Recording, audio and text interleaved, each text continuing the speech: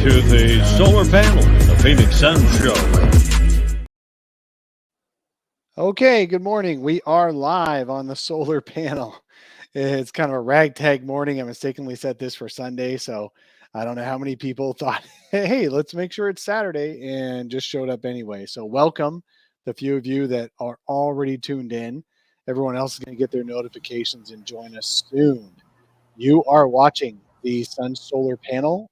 We do a Saturday morning edition live, and this one just happens to be after that second big Suns Warriors game. Zona Hoops, how you doing this morning? Not too bad. The streak's finally over. Kind of forgot what it felt like to lose a game. So nice to get humbled, I guess, every once in a while. Man, it was frustrating while we were going through that game. I was watching. I was like, what is this team? What team is playing right now? And some of it was probably the Warriors defense, certainly their effort. But a lot of it was just the Suns didn't play like they've been playing for the past 20 games. Yeah, I think it's just a combination of second of a back-to-back, and you're playing against a team that has been, had 2 days of rest. They're sitting there pissed off, ready to get their revenge. So they're locked in, and the Suns are down Booker, and then the Bridges thing happens, and just kind of spiraled. It was a competitive game until the Warriors really turned it up a notch, and I think just the fatigue probably settled in a little bit, and yeah, I mean, when Toscano Anderson's having a game like that, and all the role players are going, like they're a very tough team to beat. They are a very tough team to beat. You know what? When Gary Payton Jr. makes 3 out of 5, or Gary Payton II, I think it is officially, makes 3 out of 5 threes, and the guy that's kind of like Alfred Payton making 3 out of 5 threes. I feel like, and if that happened in a game, we'd be very happy. Chris Paul's played against Gary Payton. Like I had to check his retired date was like 2007, I think. So he played him a few times with the Hornets back in the day. Yes, so that's pretty funny. Yeah, he talked about it in his post game last night. He says it's been a long career when I played against his dad. Exactly. Yep. Yeah, and so now he can say he played against the kid, and that's just one more thing, one more notch in his belt. Iverson Vlogs in the chat. Welcome, folks who are here in the chat. Iverson Vlogs asks, can Cam Payne ever pass the ball? That is a question, isn't it, man? So, Zona, why don't you take the first crack at that one? I'm actually fine with – I mean, obviously it was a rough shooting night, and you'd like him to try to get others involved when he's off like that. But I think with Booker out, he was kind of their only option outside of Paul to just create offense. And I'm fine with them shooting that many shots. Unfortunately, it turned out the way it did, and hopefully he has a bounce back game. But I think with Booker out and just their lack of creation, he kind of had to play like that. And I think that was probably their by design. Yeah, it's like the Deion Waiters meme that I saw yesterday. Just I'd rather go 0 for 30 than 0 for 9. Because if you go 0 for 9, it means you lost confidence. It's just kind of the game it was for Payne. Well, he definitely. I don't know. I feel like he lost confidence and panicked and shot way too much. That was my feeling. I feel it looked like he lost confidence. But I'm looking at Gary Payton. Here I got Gary Payton still on the brain. Cam Payne's. I'm looking at his game logs. All right, and we probably are microcosming the one game a little bit much. He has averaged he's just under 3 assists a game in his just under 20 minutes a game of play. He got a few extra minutes on Friday night, so it looked worse maybe than we would want it to. And he definitely went 3 for 17, which is the most shots he's ever taken this season for the Suns. I didn't look back in previous season's game logs, but how many games this season since the winning streak started, since he came back from his hamstring, do you think Cam Payne was a negative, plus minus on the court? How many games is that total? About? Let's see. He's got, game 8 through 23, so 15 games. 15. Say 6.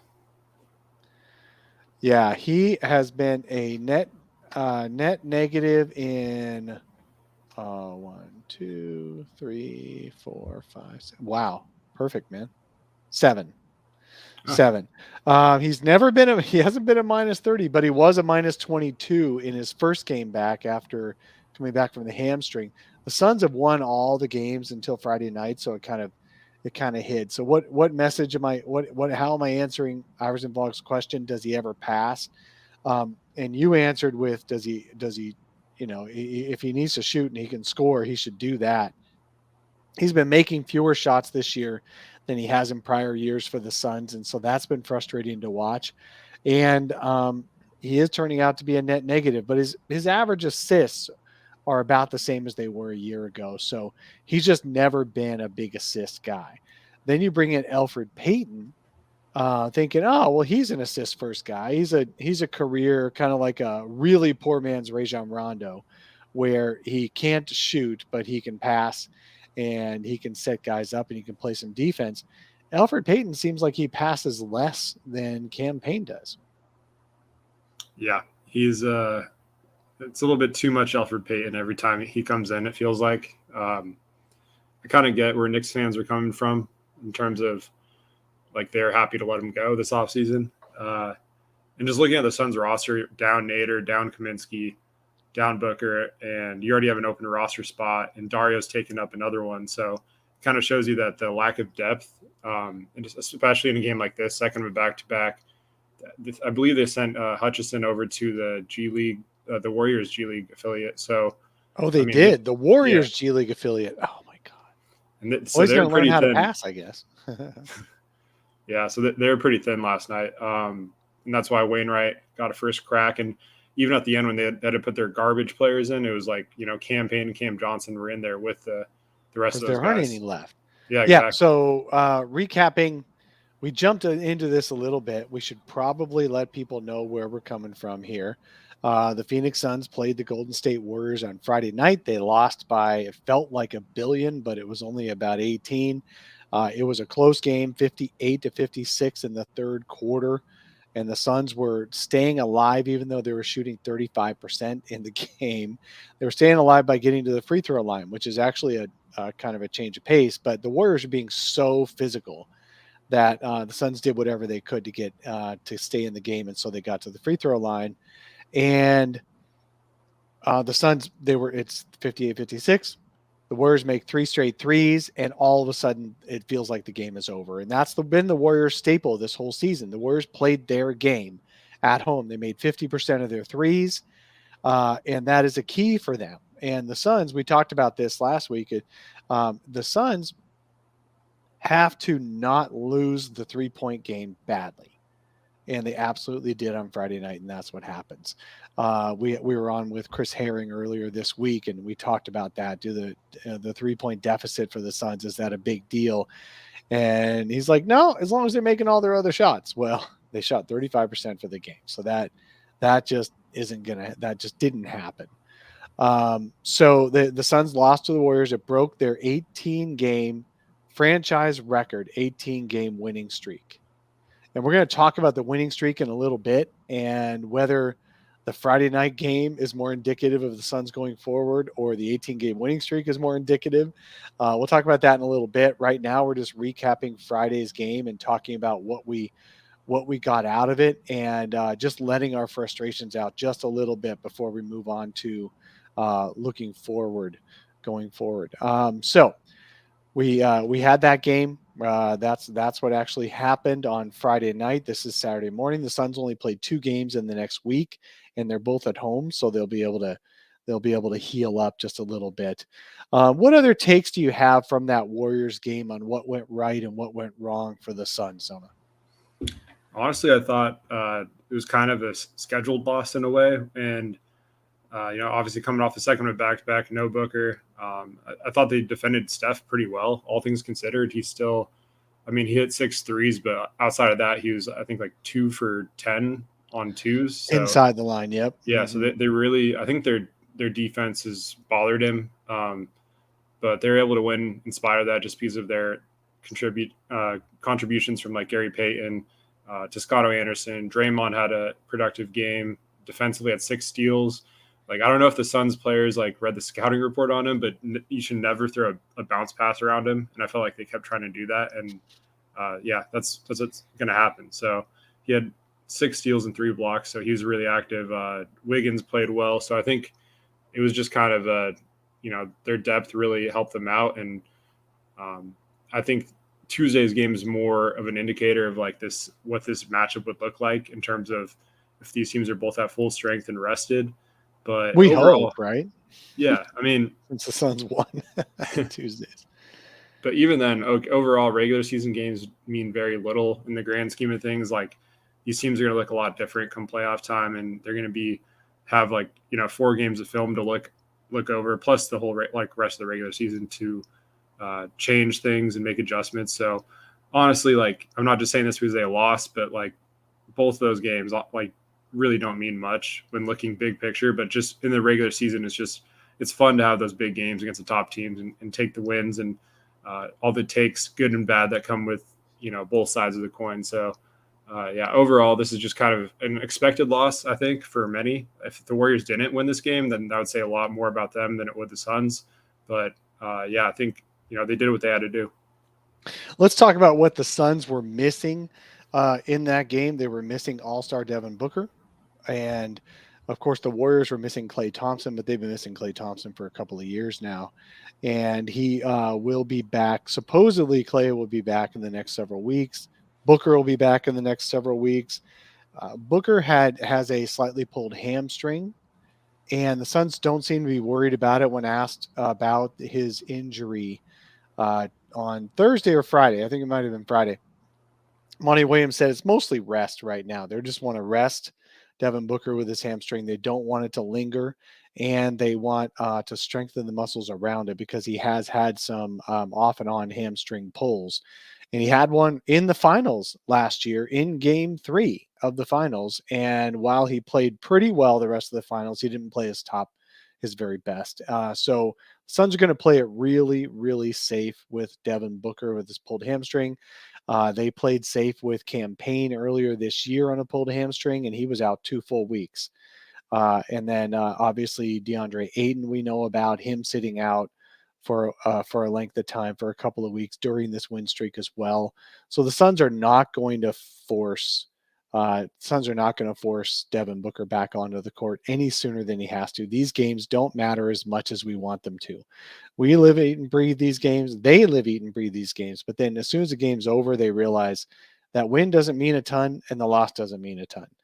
Every game is a 1-0. Even during the win streak, the Suns had 18 straight wins. Every one of them was like, we're just 1-0 after tonight. And I think Chris Paul was cracking jokes after the game on Friday. He was that unimpressed or unworried about the outcome.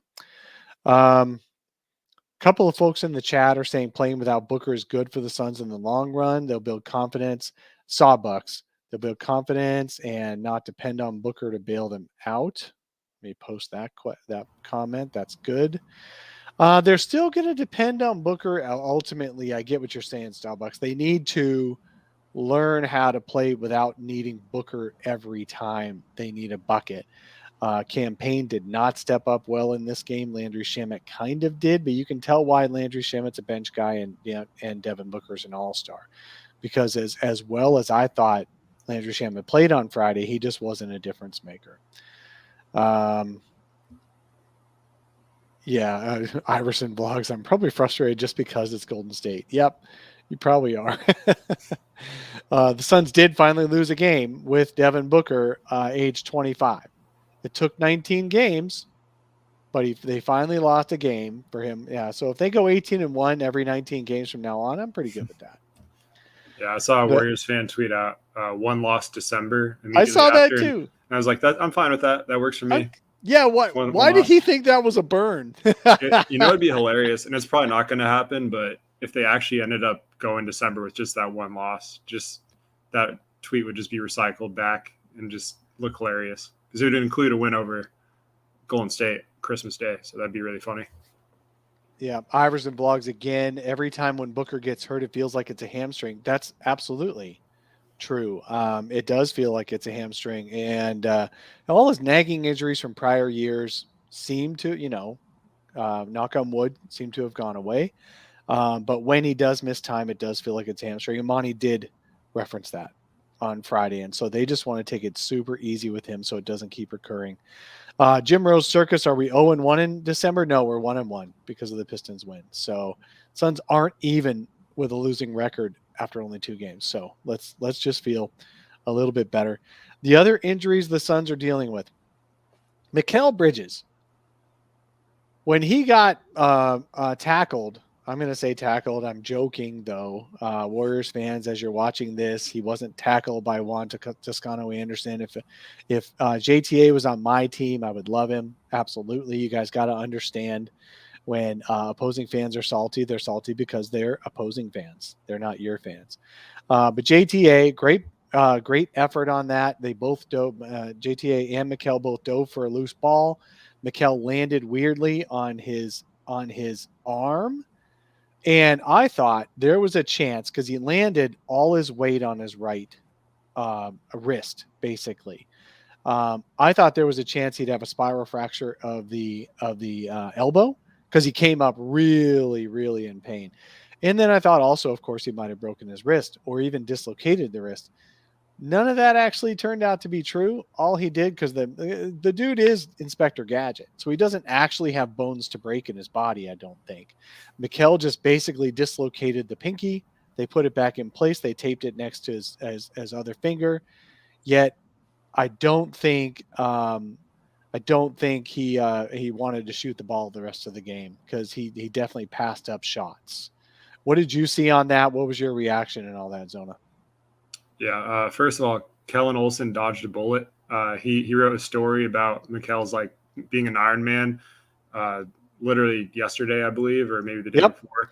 Right before this game, yeah. Uh-huh. It's something I wanted to talk about, but I've just not tweeted about it or like wrote about it just because of that. Like I was afraid I was going to jinx it. So he dodged a bullet there. But yeah, that was scary. I'm glad he's okay. Especially with the timing, with Booker going down, like if he had a missed time, that would have been very bad. So glad he's okay. And yeah, I mean, he does need to be more aggressive offensively. I think just in a game like that, obviously his hands hurt. It's going to be tough, but I think he only had 4 shots that game. I would just like to see him attack guys off the dribble a little more often. It looks like sometimes when he catches it, he's just looking to pass or just, I know he's like programmed like that from Villanova, but yeah, that's probably the next step for him. I think just being a little more aggressive offensively. And the comment earlier talking about Booker being out could be good for their like development. I think for him and Ayton, Mikal and Ayton, they both need to kind of just get those field goal attempts up. I think DeAndre's had like 30 field goal attempts in the last 2 games, which is a positive, and he's getting the free throw line a lot more. And finally remembered how to shoot free throws again last night, so that was good. But yeah, overall, I think right now this is a good learning experience. They only have 2 games in the next week, so that'll give them some time to recover, hopefully, both at home too. So, it's been a crazy stretch, but now things kind of slow down a little bit, so that's good for them moving forward. Yeah, in the last 3 games, DeAndre Ayton has had 46 field goal attempts, which is about 15 a game, which is his for the last year and a half. He's been, since Chris Paul came in, he's been around 10 or 11 field goal attempts. So those have gone up. And so 11 of 19, 7 of 11, and then 7 of 16 on Friday. So he had 19 field goals on Wednesday against Golden State and then 16 on Friday. Clearly, Golden State was trying to get the Suns to get DeAndre Ayton to be the focal point of the offense, partially because he doesn't generate a lot of and ones where he actually makes the shot. He allows himself, and again, I don't want to make this sound like I think he's soft because I don't think he's soft. I just think he doesn't want to miss his shots, and so he avoids contact. There's been a lot of players in history who do that. When he gets contact, he doesn't finish through it very often. So the Warriors were counting on that 2 points or 1 of 2 points if he misses a free throw and letting that happen. So that's how they focused their defense. And in the 2 games, he was a net 0 on the scoreboard. He was a plus 16 on Wednesday and a minus 16 on Friday. He missed a lot of his early shots. Draymond forced him away from the basket a little bit, made his shots tougher a lot of times. And so the Suns kind of played into the Warriors' hands with DA getting more shot attempts. But your point there, Zona, being the development isn't necessarily, I went straight to like Landry Shamet and Payne. You're right. The development is that Mikal Bridges or DeAndre Ayton can be a good number 2 to Chris Paul. That's where the Suns really need to focus this next couple of weeks, is how can they develop one of those two guys into being more reliable when Booker's not available. Yeah, so it's not the bench 100%. guys stepping up. It's those two becoming real number 2s, because eventually Chris Paul is going to retire or become less effective, and Devin Booker's going to need a number 2, and the Suns shouldn't have to acquire that person. Of course, it would be ideal if they do, but they shouldn't have to. And can Mikal and can DeAndre Ayton step up in their absences? That'd be great. Now, of course, Mikal has that dislocated finger on his right hand. It may naturally heal. The dude is made of rubber, I think, so it may just be totally fine the next game. But you can tell that DeAndre felt engaged on Friday and Wednesday. He was really focused. And in the first half of the Detroit game, too, he had a double-double. Really focused and really good about just doing the most he can to get deep seals and to get nice close paint shots. He's doing a lot better the last few games. It's not a difference maker for the Suns offensively. He's more of a difference maker defensively. So I'm curious about Mikal. Now, let's talk a little bit about, and you started to, and then I want to go back to it. Let's talk a little bit about how Mikal was running a little bit of Devin Booker's plays in preseason, and what you might think if they can get Mikal shooting again, even with the hurt finger. What do you think we might see of Mikal Bridges in the offense without Devin Booker in the next couple of weeks?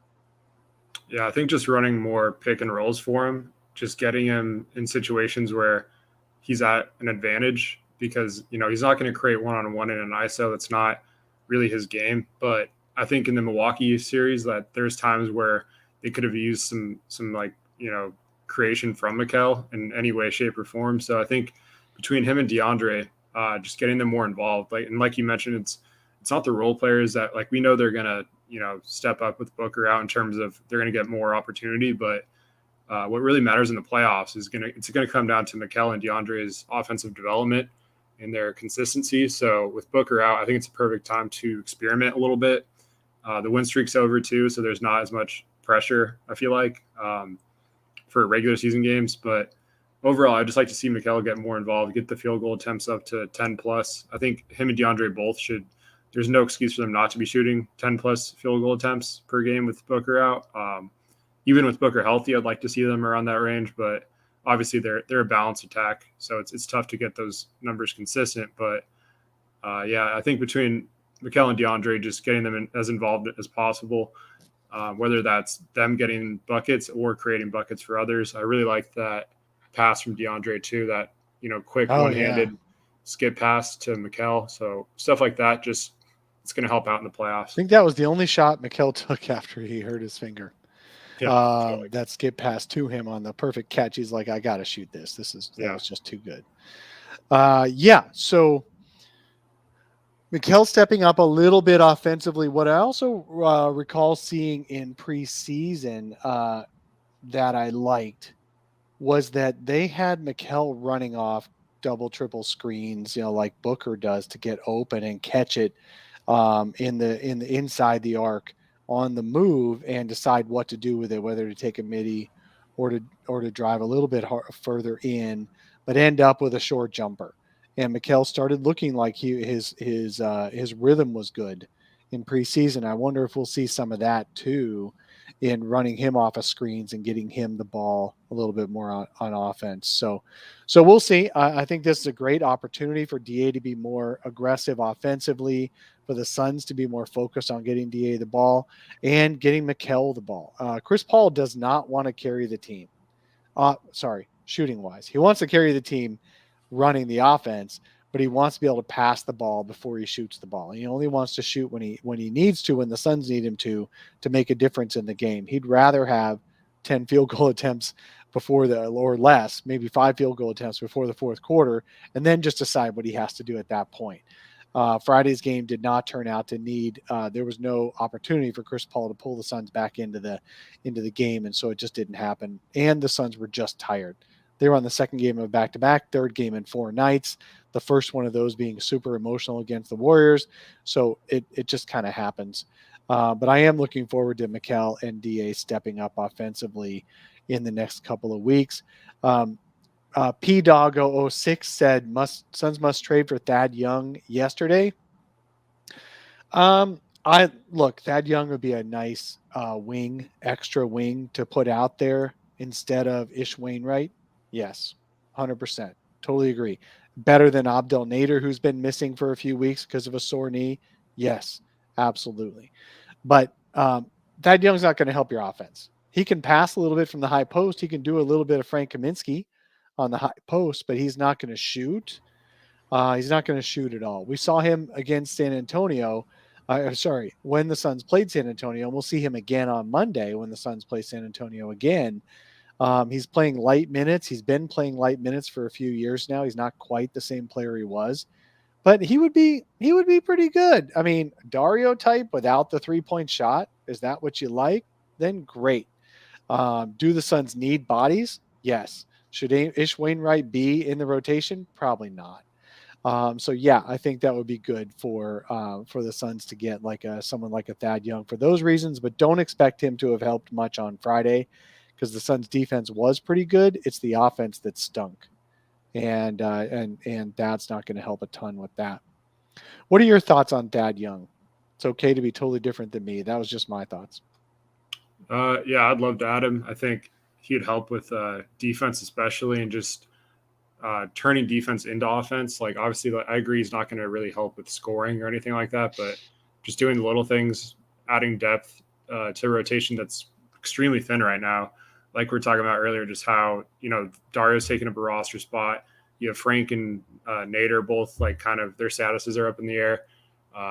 Booker's out. So I think if you're going to make a move, this is probably the right time to do it because you're one more injury away from this rotation really falling apart in terms of Elfrid Payton's already your 9th man right now. And then beyond him, it's, Wainwright and Jalen Smith, who is getting, it's not encouraging to see him getting passed up on and for Ish Wainwright in the rotation. So, I think that would be great just in terms of depth and making sure that, there's not going to be a game where, you're relying too much on some of those lesser options. Yeah, absolutely. I mean, I think what we just saw on Friday, because we talked about Booker being out, just now mentioned Abdel Nader is out. Frank Kaminsky is also out. And of course, Dario for the whole year. If the Warrior fans are going to bring up Klay Thompson, we're allowed to bring up Dario. It just is. But really the Frank minutes of being a high post passer, being a secondary playmaker next to Payne was helpful. And Dario a year ago was helpful for Payne in the second unit. Abdel Nader, not a huge fan of Abdel Nader, but he does have length. He can defend in the post. He can defend on the perimeter, and he can drive it. Put his head down and drive. And so he's got some value. And those guys are all missing Friday. So what happens is, and then Mikal goes out for half of the second quarter. What happens is the Suns are stuck with having to play more Ish, having to play more Jalen Smith, guys like that. So I really don't. I don't blame us for being frustrated over Friday's loss, but some of Friday's loss is simply an additive of injuries and the second night of a back-to-back. So I wouldn't really, like you said, I'd put more stock into Wednesday's game than Friday's game, but I wouldn't put a ton of stock into either. The Suns can be better than both games, I guess is what I'm saying, but so can the Golden State Warriors. So we'll see. Christmas is going to be fun to watch. Kobe White has come up. Jim Rose Circus has brought up, should the Suns acquire someone like a Kobe White? Let's talk about that. So Kobe White is a 6'2" shooting guard. If you want Kobe White, then who's not going to play on the perimeter that's undersized? Yeah, I would be fine with them not going after Kobe White. I mean, he could score and he would help in that sense, but their backcourt of Payne and Shamet, I think is fine in terms of a reserve duo. I think someone like Thad Young, going back to him, or like even Larry Nance Jr. Larry Nance Jr. would just be a wet dream. I mean, that would be ideal. I don't know. The Blazers would really have to be ready to blow it up, but yeah, they look like it. Ideal. I mean, they're on that trajectory where they're like, if they hit a rough stretch, like they could easily blow it up with how things are going and Lillard's injury status. So that's a name to watch. But yeah, I think adding a guy like that, not to like dismiss Kobe White, but that's more important to like match up with a team like the Warriors, because Thad or Nance can guard Draymond when they go small and spell DeAndre occasionally throughout the game, and the team like the Clippers too, when they go small with Morris, those are guys that you can throw in there to kind of neutralize those small ball lineups. And so yeah, I think that's more a priority than like a guard. I think their guard rotation is pretty much set. They could maybe use one more, like I saw some suggestions of Langston Galloway, bringing him back just for depth on Twitter.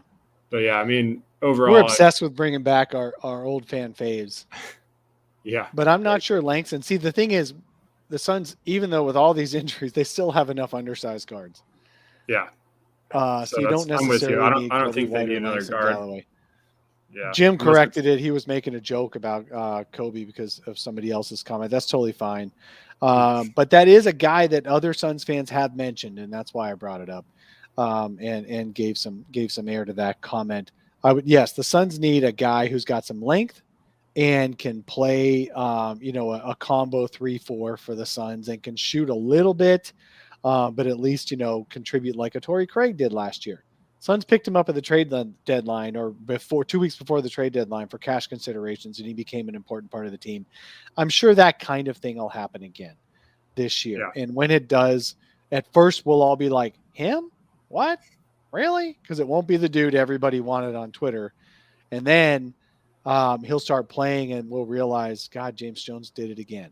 So that'll happen at some point after the first of the year. But the Suns are not in any hurry. They just won 18 games in a row. They're not in any hurry to make any big changes. They just want people to get healthy. Yeah, and I actually have an article for Brightside that I've been sitting on just because it felt wrong to release it during a win streak, but just some names to watch either in the buyout market or trade market. So sometime this coming week, I'll drop that. Yeah, put that out there. That would be good. What we need to remember, it's not really relevant at the moment, but it will become relevant very soon. Yep. The Suns still have half of their mid-level exception that they can spend on a bought-out player who's sitting on the open market. Right now, nobody on the open market is better than Ish Wainwright. They just aren't. Okay, so nobody out there, but we got to wait for good players to get released because their team is tanking and they're a veteran on a young team or something like that. So it's more likely that Young gets bought out than that he gets traded for a first round pick like the Spurs want him to be. So you just wait out the Thad Young type thing, wait out other guys to get released a little bit. And then the Suns still have half their mid-level exception they're allowed to spend on a free agent. And they have a roster spot ready. So they don't even have to release anybody to get that. So that's what the Suns are waiting for. They're waiting for what we just talked about. Indiana's had a tough year starting out. I don't know that they'll release Torrey Craig, Iverson Vlogs. Let's get him again if Indiana buys him out. But they might want to relieve themselves of his salary if, halfway through the year, they're really, really out of the playoff picture. But I feel like we liked Torrey Craig. Indiana's going to like Torrey Craig. I don't know why the Bucks didn't. I don't know why the Denver Nuggets didn't. Who knows what happens with Torrey Craig, but he'd be fun to bring back. I'd bring him back. I would love to have him back. Jim Rose Circus asks, when will Tank be back? Whew. Have you heard anything on Tank? I've heard a little bit, but have you heard anything? Nothing. It's been pretty quiet. The Suns like to keep, I feel like anytime it's like an extended injury, they're pretty quiet on that. So the less you hear, probably the worse. But that could change quick. So who knows? It seems like it's going to be a little bit of a long-term thing with him. Yeah. Whenever you hear the words stress reaction, at least it wasn't stress fracture. Yeah. But stress reaction can become stress fracture if you come back too soon. Unfortunately for Frank, he had, I forget what it was called 2 years ago, but he had something that it kept him out for like the last 3 months of the season that wasn't supposed to keep him out for 3 months. And it did, and it knocked him out until right before the pandemic. Remember that? He was playing until end of December, just playing through some pain in his knee, and then he didn't play again. And when he was about to be cleared by the doctor is when the pandemic started. So that was 3 months. I don't mean to say that every Frank injury is 3 months. I just mean that um, he's going to be conservative. The Suns are going to be conservative. A stress reaction is something that you really, really have to wait out until it's clear. Because if you don't wait that out, that can become a fracture, and then you're really out for the year. So we don't know about Frank. The Suns are being very tight-lipped, and that just means they're not even looking at it right now. They're just waiting out. They're waiting out something. He's with the team, obviously. You see him in all the little videos of Monty talking to the team and stuff like that, and bench. He's with the team. He's moving fine, but he can't play NBA basketball. So we don't know about Tank. I really hope he does come back. I've been thrilled with how he played so far this year. So, but that's the thing. Tank will at some point come back. Abdel Nader has another guy who had a lingering 3-month injury last year with a knee, and now he's got a knee issue again this year. I don't know when he'll be back either. So we can't really count on those guys. If they just show up, great. What's going to happen sooner is Devin Booker coming back from the hammy, and Mikal Bridges recovering from his dislocated finger, more to the point where he can be aggressive offensively. Yeah, definitely. And I think their big man rotation too, with Dario taking up a roster spot, and like who knows when he'll be back, but we're getting to the point where it's like, should we even include Dario in a trade just because of how soon his return is going to be? And that's why I think the buyout market could be the move for them. And maybe if things go, I mean, that already sounds pretty frustrated with San Antonio. So maybe on Monday night, he just kind of changes locker rooms and, Popovich hands him off to the Suns. But yeah, I think they're definitely going to need to make a move. It's going to happen. They have an open roster spot for a reason. Like you said, just there's a lot of bad teams out there that are struggling. And even with the play-in game, it's like, there's like, 5 to 7 teams that they're going to release some guys. So it's good to have not only the open roster spot, but the financial means to, outbid pretty much anyone else. So definitely something in the coming months that it will happen. It's just a matter of when. Yeah, I'm thinking January, February, right? Because the February is the trade deadline. So Dave, Captain Obvious. But even January might be a time where guys start getting released by teams that they just don't have the right fit, and they're veterans who want to go to a better situation. The Suns are extremely attractive this year. Let's talk about that. Usually the Suns are not the team everyone wants to go to. They want to go to the Lakers. They want to go to the Clippers. They want to go to a contender. Well, the Suns are that contender this year, and they're 2 years into being a contender. So it doesn't look like they're a flash in the pan anymore. So I would expect that bought out players will be more interested in signing with the Suns than they might have even been a year ago. So we'll just see how that all works. But I would think the Warriors, to their extent, whatever they want to add to their team, and the Suns will be kind of the destinations this year for players who are bought out to sign on. However, I want to caution against signing the biggest name players to that bought out, to your 15th roster spot. Like last year, who was it that got released? Was it Andre Drummond? Somebody what? Yeah. And he would not have been a good fit here. And you can't, just because his name is big doesn't mean he's going to be a great fit. I would expect James Jones to get an under the radar kind of guy. We've talked about Thad Young so much, it becomes almost like that's no way that's ever going to happen because we talk about it too much. But there'll be a guy similar to that, and then he'll come in like a Torrey Craig. So we'll see. We'll see what happens. But I don't think James Jones is going to go after the biggest name on the market. Yeah, it'll be someone like Kenrich Williams from OKC, just a 6'7" tank, or just like some random person like that. Like you said, that'll probably end up being the move. Just because anytime you think you have James Jones figured out, he goes and does something completely different. I love the Kenrich Williams type of idea. It's going to be someone like that who is a good rotational player and got cleared, got released because he wants to sign with more of a winning team, and his bad team agrees. with him that he can go. So, or it's a trade where the Suns give up a future second round pick or something like that. Oh man, speaking of future second round picks, what did you think? I'm going to do a bit of a deviation here. What did you think of the NBA's tampering outcome? So they're pissed off that teams pre-negotiate deals, and a couple of big deals happened within 2 minutes of the deadline of the free agency period starting, and so the league undertook a 3-month investigation. And what was the penalty? A future second round pick. What do you think of that? Is that going to discourage tampering in the future? I know it's not going to discourage James Jones or the Suns and probably half the NBA, because second round picks are tossed around like, they're worthless on draft night most of the time. So yeah, it's just a slap on the wrist. I think it was just kind of like, let's show them that we pretend like we're caring. So we're going to take away your second round pick. If they really wanted to stop teams from tampering, that it would be a little more harsh than that. So yeah, I don't think it's going to be stopping it anytime soon. Tampering goes on all the time. They just happen to get caught, and now they're paying the pretty extreme punishment of losing a second round pick. So I'm not sure how either franchise will recover from that. Yeah, no kidding. I know, nice sarcasm there. It's like they would have, in those deals, if they would have talked to the league on free agency day, and the league said, we're going to fine you unless you add one more future second round pick to the deal, they all would have included that second round pick. So I think that actually is encouragement more than discouragement for teams to actually freely negotiate before the moratorium is over, because all you're going to lose is one more of those second round picks nobody wants. So I actually think that was a terrible outcome if the league wants to reduce tampering.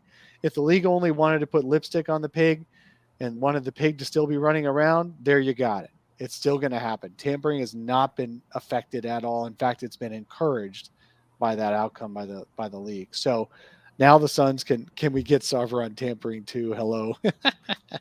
Well, if you want to get rid of the owner, don't accuse him of tampering, because the NBA doesn't care. That's what we just established. So don't worry about the tampering on that. In fact, the Suns should engage in tampering, because all you're going to lose is a second round pick, and James Jones doesn't like those anyway.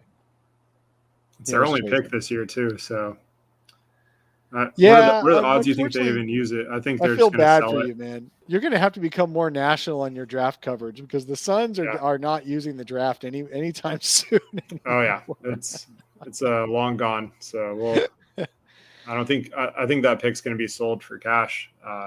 The second round pick? It'll be a late second round. It's going to be thrown in. It's just going to be thrown into some deal to because every NBA trade requires some equity going each way.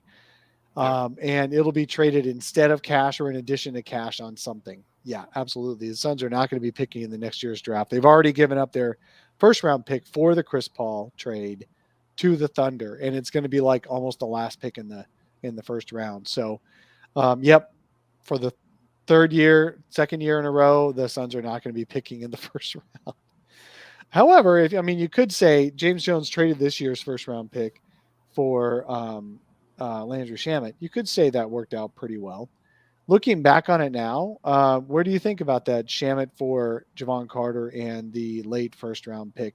Do you think that worked, or would you still rather see what you could have gotten with that first round pick? So I think it's worked out fine in terms of you got a rotation player that can give you minutes, and you have a tight window right now in James Jones's eyes that, you need players around Chris Paul. So I get it from that sense, but at the same time, I feel like there's so many options that are similar to like a Shamet in free agency that you can go out and sign. So I would have liked to use it in a different way, but that's just nitpicking. I thought there's some more interesting players out there that they could have tried to acquire, and they probably did. But overall, I'm fine with Shamet. I think that's probably about the best they could have done just for the 29th and getting rid of Javon alone. But it just seems like they don't really have interest in developing anyone right now, and they're kind of focused on just putting the best product on the floor right now. So I got to respect Jones. He's sick of what he does, and it's worked out pretty well. So it's hard to complain. Yeah, hello says need to see in the playoffs on Shamet. But if you and my question was in the context of Shamet or the first round pick and Javon Carter, right? Yeah. Javon doesn't play well in the playoffs either. And the first 29th round pick's not pick, going to do anything. 29th pick in the first round is not going to play well in the playoffs either. So Shamet is your best bet to play well. But you're right, historically, he has not played as well in the playoffs, and he hasn't gotten as many minutes in the playoffs. And you know what? That's going to happen again this year because guess who he's backing up? He's backing up Devin Booker. And the Suns are going to stop limiting Booker's minutes once the playoffs start, and Shamet's minutes will go down because of that. And that's usually what happens with him. I just hope when he does play, he hits his normal number of shots. I like Shamet. I think he is a target for fans. The other night he made 4 out of 8 threes, and I think the fans talked 1,000 times more about the 4 misses than the 4 makes. He did pretty well, I thought, against the Warriors. He's just not Devin Booker, and so he's not going to be great, but that's not what the Suns signed him for. Yeah. So P Dog 006, I don't respect Jones's drafting. Jones doesn't care about drafts. He does not. He doesn't respect his own drafting because he doesn't care about drafts because he knows you don't win games with rookies. You just don't. And if there's a guy he likes that he would have taken late in the first round or in the second round, he'll just trade for him later. He'd rather just do that than suffer through the rookie year. And unfortunately, Jalen Smith has proven that he was right on that. For every Cam Johnson, you have about 3 Jalen Smiths. So no, none of us respect Jones's drafting, P Dog. We totally agree with you, and he would agree with you too. Yeah. Okay, so we are about 46 minutes in. We've been taking the baller questions. If there's any we've missed, post it again because the chat goes by kind of fast while we're talking. So if you have questions you really want answered, throw them back into the chat, even if you asked them earlier, if we haven't talked about this. But we did take all the questions. So says Jay, who's similar that they could have signed for all the, yeah, I get it. You don't know what could have happened. Everybody wants to create futures that could, or new transactions that could have happened, but we don't know who wanted what to happen in the times that James Jones was negotiating picks and drafts and all that. I'll throw a name out there. And this is obviously there has to be mutual interest and players have to want to go there too. But Patty Mills went for pretty cheap to the Nets. So I think the way they did exception. It, so they could have split that with like him and McGee or something, got creative, but then McGee would have to take a little bit less. If the Suns could have gotten Patty Mills, that would have been the bomb. But then they might not have re-signed Cam Payne. True. I think they could have probably fit both of them in because, looking at their cap space right now, it would be tight, but there'd be some Mills and Payne could have played next to each other just like they're doing with Shamet, right? Yeah. And Shamet's obviously younger and probably Jones sees him more as like a long-term potential fit. He definitely does. He's the second youngest guy in their rotation. Yeah. So I get it from that perspective. And even a guy like Langston Galloway, like theoretically could do what Shamet does in terms of like the shooting gravity. So to me, it's like, I don't really know how playable Shamet is in the playoffs. So in the regular season, there's like a lot of replaceable shooters that you could sign. But yeah, I think overall it's tough that's just throwing out some hypotheticals, but it's tough to really gauge who wanted to be in Phoenix and, how that whole trade went down and like what other targets they looked at. Yeah, that would have been interesting. Patty would have been great. I've always liked his, and he's a Spurs guy, right? So I've always liked his attitude. I like how hard he plays. He stays within himself, and he hits big shots. And the Suns need big shot makers. I will point out that Landry Shamet has made on Wednesday and on Tuesday and on Thursday, the Warriors game and the Pistons game. Shamet did make big 3-pointers to help seal the win in each case. So he has hit some good shots, but I wouldn't count on him like I would have a Patty Mills for sure. Yeah. Okay. So I think that's all I saw in the chat that we haven't touched. Hello says Avery Bradley is similar to Shamet. He's not actually. No, he's not. I'm not sure. Maybe you're joking. Hello, I can't tell if you were joking. Sarcasm's lost in chat, but Avery Bradley is about the opposite of Shamet in terms of like he might be similar in stature. He can't shoot, but he plays good man on defense. Avery Bradley is like more like Javon Carter than Landry Shamet because he plays good man on defense. He's too small for any real switching defensive schemes, and he can't shoot. Yep. So, and to be clear, I don't think Langston is the same as Landry. I'm saying you could sign a cheap, replaceable shooter like that and still go out and use your money elsewhere. So that's kind of the point I'm making. And I think Brooklyn is an example of they did it pretty well. They got a first-round pick, and they replaced Shamet with Mills. So that's just kind of the example I was using. I definitely think Landry's better than Langston. But when it comes to the playoffs, like how sure are we that Landry can make that big of an impact? And Brooklyn clearly didn't think he could, so I think that's kind of why they're, able to move on from him and why he's been on a different team almost every year in his career. I feel like this is a lazy comment to make, but it's totally true. We all would have built this team differently, right? Yeah. Every one of us would have made different decisions. How confident are we that we would have made enough decisions to create an 18-game winning streak and a finals appearance? I mean, I know we all would have done things differently, but we do give James Jones all the credit in the world. And we love James Jones. But man, it's hard to, it's great to be a Suns fan right now. Let's just say that it's great to be a Suns fan. Absolutely. Oh, perplex damage. See, this is the hate that Shamet gets. I love it. You know what? You know the greatest thing about Shamet? So Perplex Damage says Shamet is like the infomercial that you watch and you buy the product and then you hate it after you use it.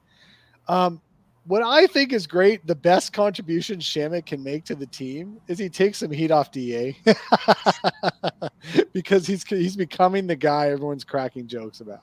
There needs to be a scapegoat every night. So that's worth $10 million a year right there. Yeah, honestly, I think that's what it is. If you didn't sign the extension, I think the conversation would be a lot different, and it really shouldn't be like that just because it's essentially a 2-year, $20 million deal, and he's very tradable. So I think the Shamet hate has gone a little bit too overboard. Like he's going to hit a hot streak soon and kind of, quiet the naysayers. But yeah, overall, I think every night there just needs to be a scapegoat, and he's shooting very confidently sometimes and it's missing. So it's kind of like that Jay Crowder type feel where it's like, he's going to keep shooting. So even if he's having an off night, so that sometimes that can frustrate Suns fans, but I think his shooting will come up big and he's going to hit a stretch where, he's going to turn some heads for sure. So I'm not as low as I probably sounded on him earlier, but yeah, I've seen some of that in-game, like the live tweets about Shamet, and Suns fans are not kind. A lot of but then you know what? If it takes some heat off a DA, that's great. Hello, Nader was the scapegoat. He went down, so we had to move to Shamet. So true.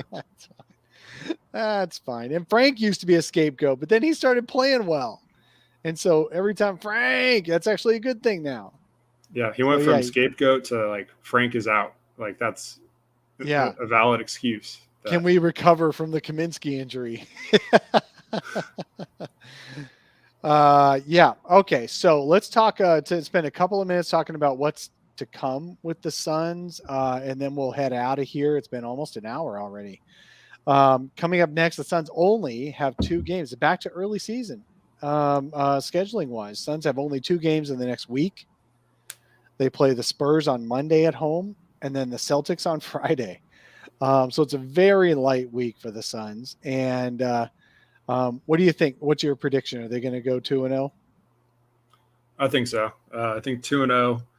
I could see Booker returning on Friday possibly for that, ESPN game against Boston. He's out over a week to rest. Maybe they're cautious with him and just say, let's stick it out a little bit longer. But even if he doesn't return, Boston's they have a lot of talent, but they've been a very beatable team this year. So That should be a pretty close one, I think. But they should be able to take care of San Antonio as long as, they don't overlook them too much. It'll be a home game after like 2 days of rest. So they should be able to lock in and take that one down for sure. So I'll go 2-0. Yeah, I'm going 2-0 as well. I mean, those guys, as long as it doesn't even matter if Booker plays either game, I don't think. The Suns are good enough and will be rested enough and focused enough, I believe, to beat both San Antonio and Boston. So I say 2-0. I think it's a fairly easy call. Boston's been really average this year. They might go on a hot streak again, but they've been really average this year. So I'd say the Suns do that. And then after that, we'll be back before any other games beyond there. But they're at the Clippers, at the Blazers. They host I was going to say Bullets. They host the Wizards and the Hornets. Then they're at the Lakers. I mean, this is and then hosting Oklahoma City for the first time this year, I think. And then finally the Christmas Day game against Golden State. So I would expect that the Suns are still in first or second place in the West, depending on how much of a run Golden State goes on. And that's going to be one hell of a Christmas Day game against Golden State. So we've got a great, fun month coming up, and the Suns are going to be winning a lot of games. They're still going to be winning a lot of games for sure. So over the next week, with Booker out, we talked about Bridges and Ayton stepping up. What else do you think needs to happen in the next week, and should happen in the next week for the Suns to continue to build on this foundation they've got? Not much needs to change really, other than hopefully campaign doesn't go 3 for 17 again. I think, obviously just sharing the ball, maybe Chris getting a little more aggressive early on offensively could help. But I think for the most part, he's just going to be looking to get Mikal and Ayton going. And Cam Johnson's kind of the wild card a little bit, where like he's a guy that if Booker does miss multiple games, like he's the guy that could step up and get some big time minutes and opportunity throughout the stretch. So just continue to play as a team and, weather the storm. I think they're built to win games without Booker in the regular season. That's kind of the beauty of like the depth that Jones has built at the guard position. So for the most part, just weather the storm, get Mikal and DeAndre more involved, and they'll be fine. They're probably not going to win 18 in a row again, but as long as they can continue to stay atop the West, they'll be fine. Hey, the season the Suns won 17 in a row was that 06-07 season, I believe. Yep. Yeah. And they had preceded it with a 15-game win streak. So they won 15, lost 2 out of 3, then they won 17. So overall, 33 out of 36. That is insane. But the Suns already did the 18. So are they going to lose 2 out of 3 here? Probably not, because we both think they're going to win the next 2 games. So they're going to start a new win streak. They'll have a 2-game win streak next time we're on doing this. How long do you think? What do you think? You think they're going to build at least another 10-game win streak, or do you think it's going to be? I don't know. This is tough to predict because we'd have to look at the schedule and predict injuries and all. But I think the Suns are more likely to have another 10-game plus win streak this year than not. I think they will too. I don't think it's going to come during this stretch just because of, they have like, I think a back-to-back, pretty tough one later on in the stretch, and Booker's out. And then obviously the Golden State game on Christmas Day. So they have some tough games. I think maybe January, February, in that range, they could probably go on another tear once everyone's back, and maybe they add another piece too. So we'll see. But I do think they have another great stretch of basketball left in the regular season. They've definitely not peaked. That's one thing that we talked a little bit about that with Chris Herring, how pretty much across the board, all their percentages have kind of dipped, like efficiency wise. So I think, some of that stuff's going to average out, and we'll see some better basketball for sure. Yeah. So, okay, Ballers, you're in the chat here. Tell us, are they going to go 2-0 this week, or are they going to lose one of these games, and why? It just feels like it's going to be 2-0. The Celtics game is going to be a little bit tough, but yeah, I think they're definitely going to go 2-0. All right, so leave your prediction in the comments. we appreciate your time today. I love that you guys joined us on Saturday morning after a loss. Usually we don't get as many, people aren't wanting to talk about the Suns as a group like this again right after a loss. So we appreciate you guys coming. I love all you guys as regulars on the show. Thank you very much. Zona, tell us where they can find you outside of this podcast. Yeah, appreciate everyone in the chat jumping in. And you can find me on Twitter at ZonaHoops_. I work at Brightside of the Sun and ZonaHoops.com. And, hopefully we'll have another mini streak to talk about next week. Yep. My name is Dave King. You can find my work on Twitter at DaveKingNBA. Those are just my thoughts. And sometimes those thoughts really piss off Warriors fans, but that's okay. I don't mind. And then you can find my work at brightsideofthesun.com. That's where all my writing is. That's everything I do besides the podcast in my basketball life. So go look at brightsideofthesun.com for our work. Watch this solar panel. I do want to, before we close out, I do want to play a reminder that you guys should be subscribed to our podcast on your pod forums, because we do extra podcasts during the week that you don't see on YouTube. Sometimes I put them up on YouTube, but sometimes I don't. So I want you guys to subscribe to our podcast on your pod feed. So let me play that. And then, but for now, we're going to say goodbye. You guys have a great week and enjoy yourselves. For those watching this episode on YouTube, I've got some news for you. You're only getting half the story. The Solar Panel Podcast delivers you an additional special episode every Wednesday with a national personality from places like The Ringer, The Athletic, Bleacher Report, Sports Illustrated, ESPN, NBA.com, and everyone else. You'll hear what the non-locals think about the Suns and the NBA in general. It's a new feed, though. You've got to click some buttons. Forget the old one. Get the new one. Go to your favorite pod app, search for Solar Panel Podcast with the orange logo. While you're there, subscribe, rate, and review. And if you leave me a 5-star review, I'll give you props on the air.